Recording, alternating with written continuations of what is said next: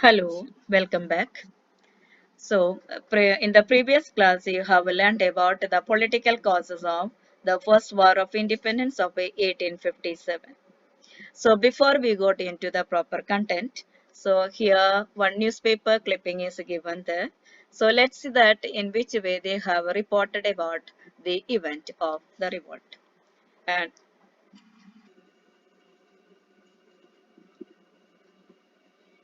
okay, so today we will study the next category of causes, that is socio-religious causes. Here one okay, regarding the socio-religious causes, there are many causes are given under the heading like interference with social customs, apprehensions about modern innovation, policy of racial discrimination, activities of missionaries, and taxing of religious places. So, from one by one, we can see the causes or the points. The first is about the interference with the social customs. In which way the British government interfered in the social customs of India or Indians, and which became the cause for the revolt. There are 2 points under this heading. The first point is that the British government abolished the practice of a sati in 1856, sorry, in 1829. In 1829, British government, especially Lord William Bentinck, abolished the practice of a sati. You might be knowing about what is it or what is sati. It was an age-old practice continued or followed by the Indians that accordingly the wife should die in the same funeral pyre of her husband. Wife should die in the same funeral pyre of her husband. So it was against the social or the society only. So that's why the British government abolished this practice in 1829. The same way, another act was passed with the name of Widow Remarriage Act of 1856 was passed. Accordingly, the widows were permitted to remarry. Why it is stressed like that Widow Remarriage Act? Because that time in Indian society, the practice of a child marriage was existed. So if suppose if the child marriage means that even before the age of 10 also they used to get married, and they were not knowing anything about even this institution also. So in case the husband dies in early age of the wife, such a long span of life, she had to remain as a widow.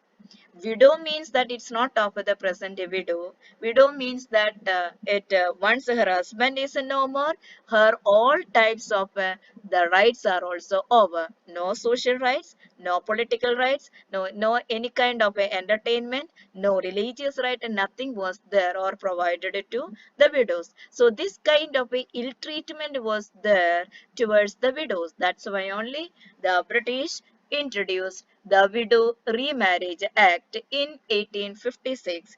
Accordingly, the widows could marry or could remarry.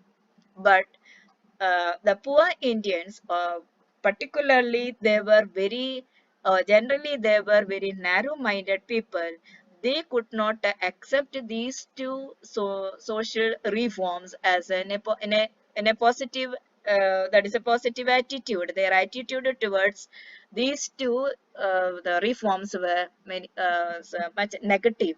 They could not accept all of a sudden because they were following these two or these customs very age or many years back. So that's why they took them as in a negative way. Then the second point is the apprehensions. Apprehension means here the meaning is given fear. Apprehensions about a modern innovation. The British government introduced certain modern innovations here. For example, they introduced railways. Railways means the Indians had never seen railways. It was the first time the English introduced here. So by especially by seeing the engine of the train, the Indians considered that the British government introduced something like that, like of a devil. So that was not acceptable when means some kind of a fear created in the minds of the people. The same way, another innovation was the telegraph. For that means the postal and the telegraph system was introduced by the British government in order to or for the progress of their trade only here in India. But so as a part of that trade only, they introduced the telegraph system also here. So for the telegraph system, they fixed the poles here and there in the country. So by seeing the telegraph post or the poles, the Indians, the poor Indians could not understand that it's at the right way, but they thought that other took it as meant for hanging the Indians only. So this way, both the two innovations like the introduction of railways and also the telegraph also misunderstood by the Indians. At the same time, in the second point, as a second point of the same point only, the same time in the trains, in the coaches, the all the caste, that is the higher caste and also the lower caste were forced to travel together, or they had to travel together. But here we have to recollect one thing is that in Indian society, means in ancient time, or that time, Indian society means that the rigid caste system was existing. Means the society was divided into the different four castes like the Brahmins, the Kshatriyas, Vaishyas, and Shudras. And the first two classes were considered as the higher classes, and the other two of the lower classes. So, so that rigidity or the caste system was highly rigid in the Indian society. It was that time only. Then it was like this or like that. That is, the lower classes could not even come closer to the higher caste. That was the system. Even they could not sit together. They could not have the water from the same well. They could not go or enter into the same park or the same areas where the high caste people could do. Like that, in every manner, this kind of a distinction was existed in the society. That time only, the higher caste and also the lower caste, they had to travel together in the same bogie of the trains. So the Indians took them as a viewed as the negative way only.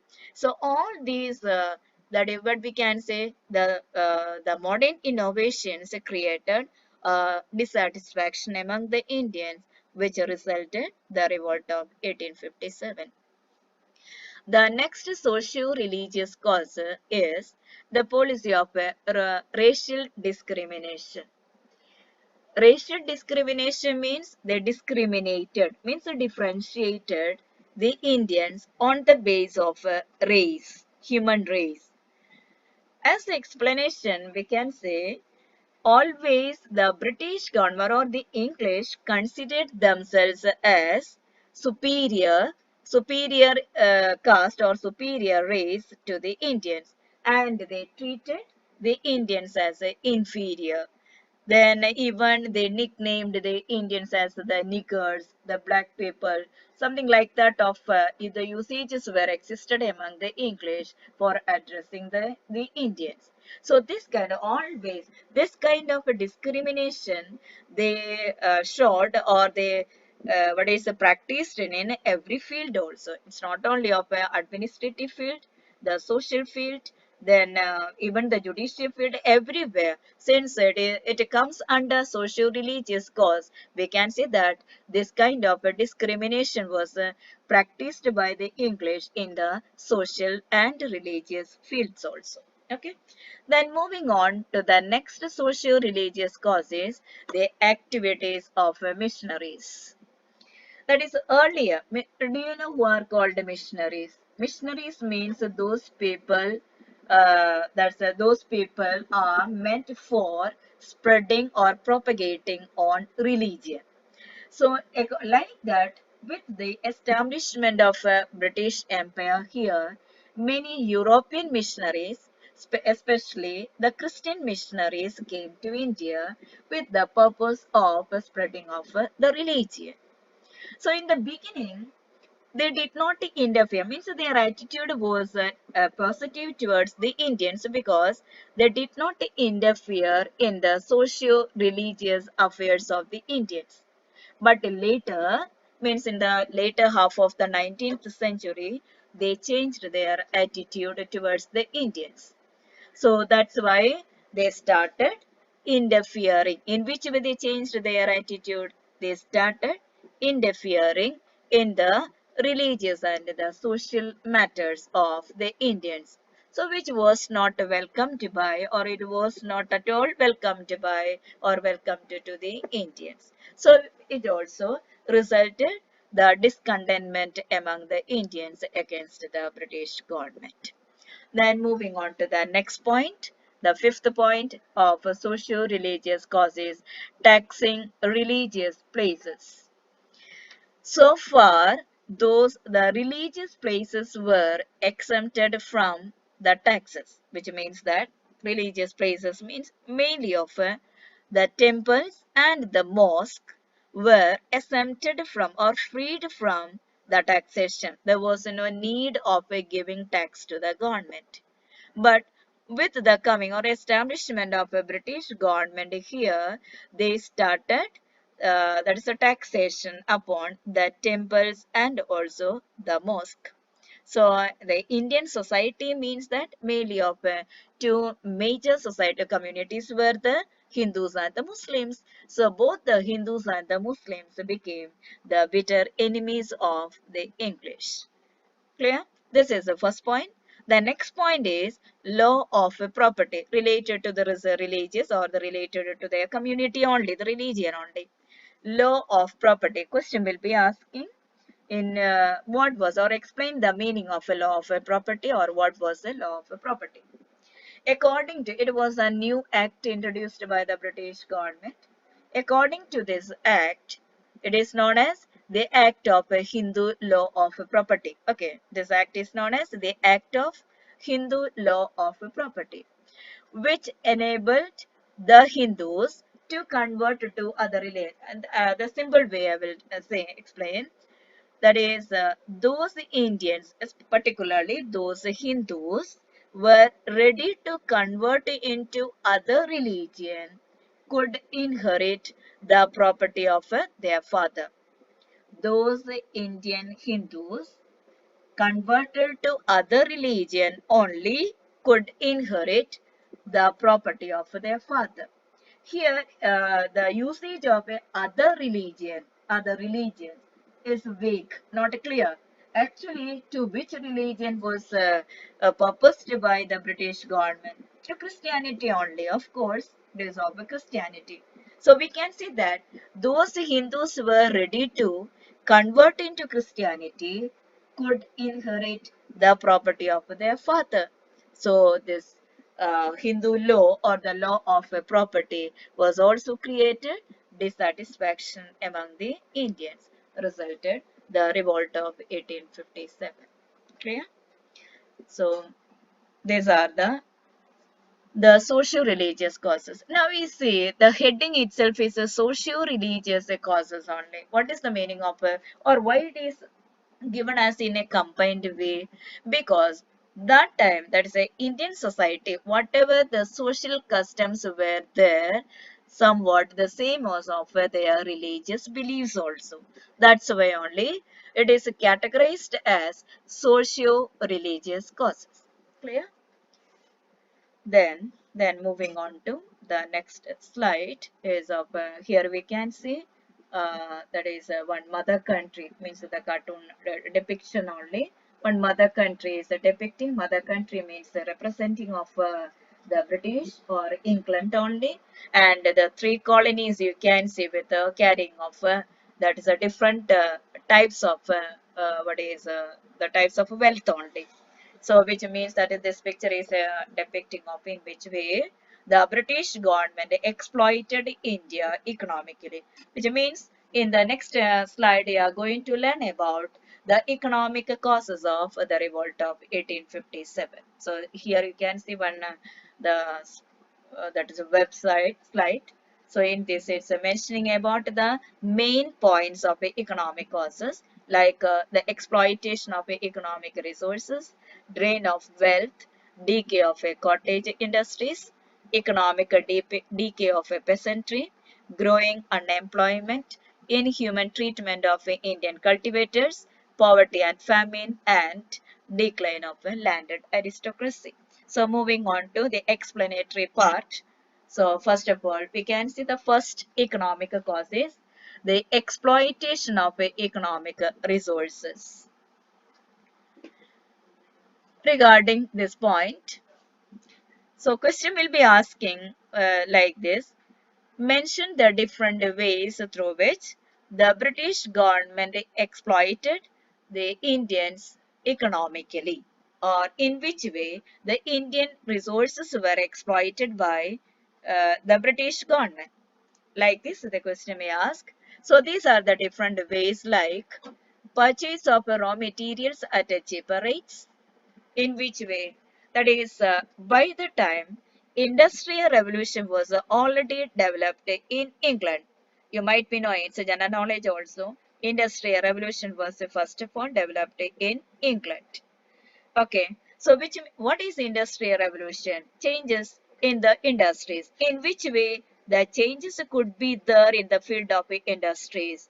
By the invention of and the installation of the different machines. New machines were installed by the different industries in England.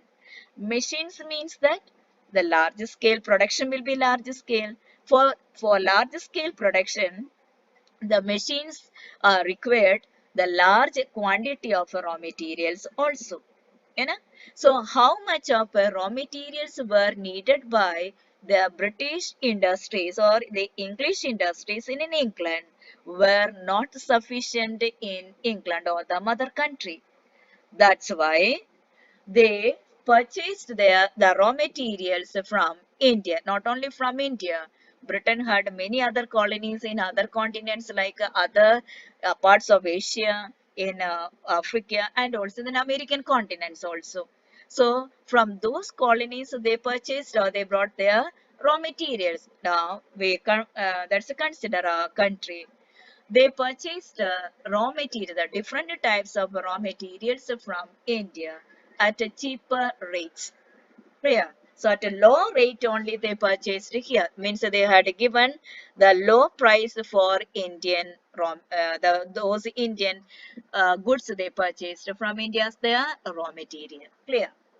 At the same time, those raw materials took from India, where they took to their mother country in England, and after the production of those things, the finished goods they brought back here in Indian markets, and they sold them at higher prices. Now you can understand that in which way they exploited Indian resources or misused Indian resources.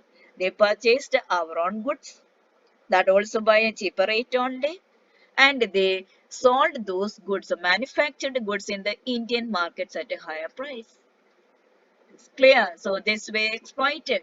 At the same time, they forced the Indian farmers to cultivate those things which were needed for their industries in England. For example, they forced the Indian farmers to cultivate indigo, tea, coffee, and many other food grains which were needed for their industry in England. So, what was the result then? The Indian farmers could not cultivate those things which were needed by them, especially food grains. So, which resulted that there was a much shortage of food grains. Clear? So, this was the effect. Then not only of that, after, as I already said that they brought back the finished goods and they sold in the Indian markets. Not only of that, they forced the Indians to purchase those goods also. Then moving to the next point is then high import duties in England on Indian goods, which means that those days the Indian handicrafts, handmade things, Indian handmade things had high demand in the European markets. So that was the main source of a large group of Indians. Means Indian artisans were there. That was the main source of their income and their livelihood. Yeah. So, but what did the British government do in England? Those that is those artisans or Indian craftsmen made manufactured the things by hand only, handmade things only, and they sold them in the European markets. In order to import those things there in England, they had to pay high duties or high taxes to the British government in England. The condition was that the poor craftsmen, they by borrowing the money from money lenders only, they purchased the raw materials and made the goods. So after giving the high taxes for their imported things there in European markets, nothing was left for them to repay the borrowed money. So this way their condition became worse. Okay, so finally, so it's because of their incapability to repay the borrowed money. Their means it forced them to even to deprive of their whatever the source of income, which means that they stopped or they abolished making of such a handmade goods. So this way, large number of people lost their source of income. So this way or these are the different ways the British government exploited the Indians economically or the economic resources were exploited by them. Clear? Even under this heading, the economic exploitation, you can add those points of the economic exploitation of okay, sorry. Okay, so moving on to the next point, the decay of a peasantry. Uh, Peasantry means the class of farmers, in which way decay means decline or the destruction of the peasants or the farmers. In which way it affected or the policy of the British government affected the farmers, we can say. The first point is the British government collected high taxes upon the Indian farmers. Okay. For example, one example is given here. In Bengal, the British government collected double taxes from the farmers. It was not affordable to them.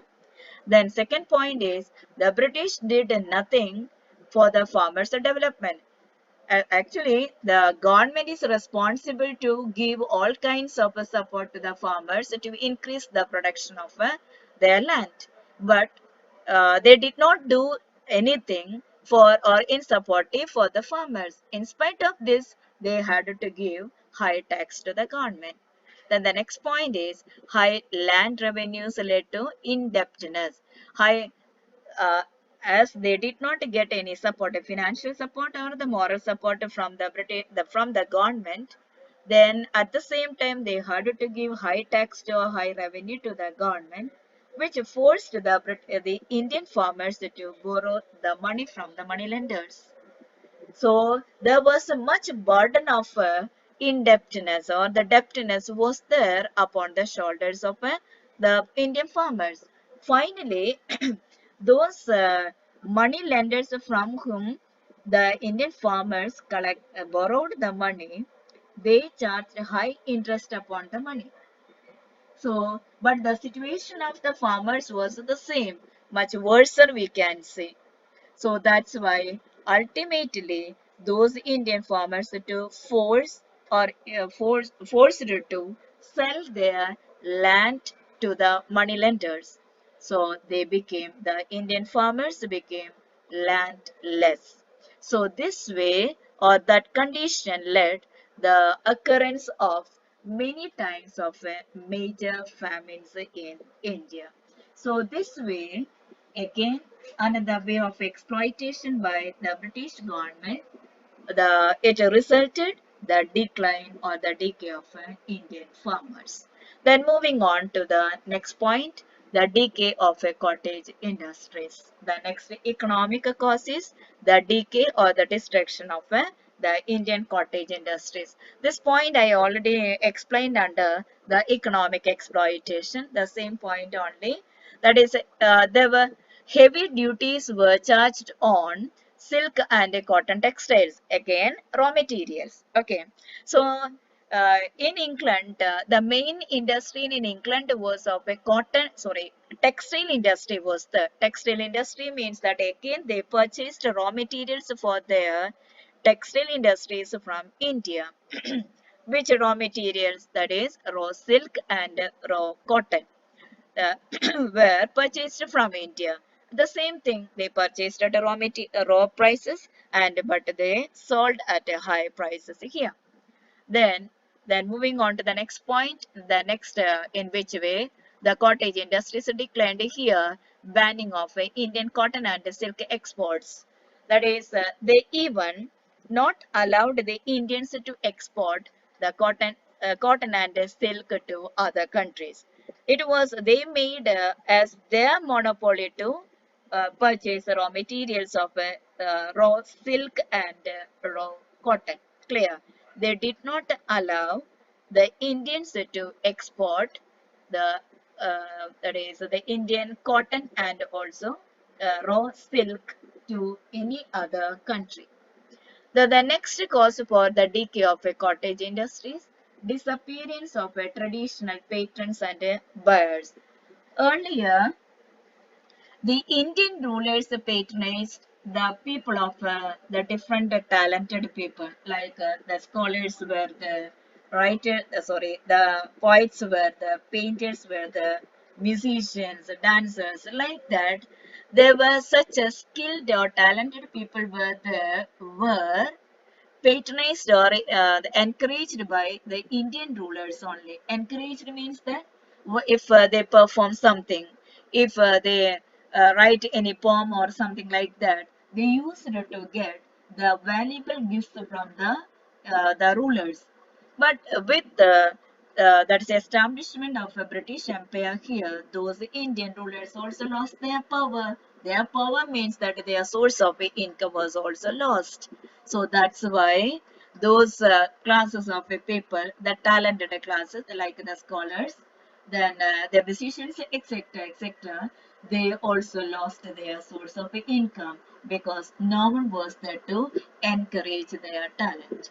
Okay, then so these are the points which come under the decay or the decline of a cottage industries. Clear? Then moving on to the next point is a drain of wealth. Okay, I think the time is less only here. So our time is about to over. I am stopping it. And thank you. Thank you very much.